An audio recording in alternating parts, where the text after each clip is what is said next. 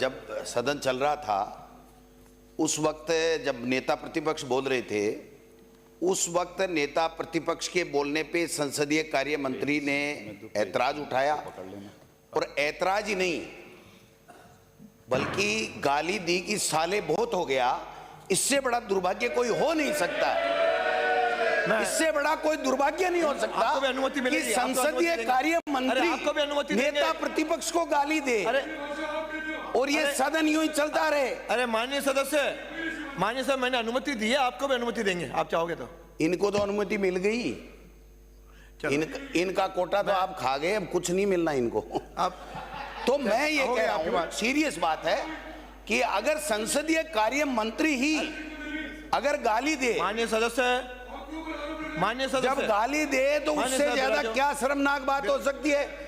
हम जनता के मुद्दों के लिए यहाँ आते हैं, गाली खाने के लिए नहीं आते हैं। और संरक्षण अध्यक्ष महोदय को प्रतिपक्ष का करना पड़ेगा और इसके ऊपर व्यवस्था दें, माफी मांगे जोगाराम जी कि मेरे से गलती हुई है और मैं माफी मांगता हूं, उसके बाद में सदन चले। माननीय संसदीय मंत्री कुछ कहेंगे?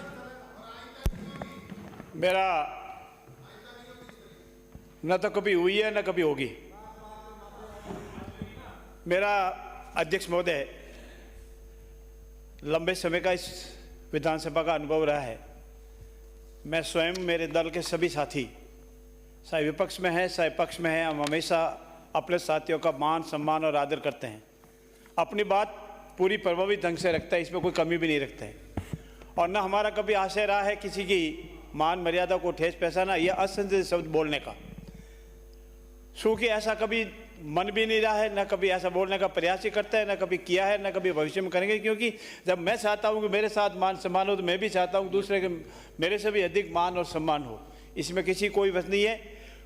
अगर कहीं भी फ्लो में बोलते वक्त उत्तेजना में कोई हो जाता है, उसके कोई ऐसी इंटेंशन नहीं थी, न कभी बोलने की इंटेंशन थी, इसलिए इसको डिलीट फरमाया जाए, मेरा ऐसा निवेदन है। और कभी भविष्य में ऐसी किसी भी माननीय सदस्य के प्रति, चाहे कोई हमारा विधानसभा का साथी है, किसी के प्रति कोई असंभावना का नहीं होगी।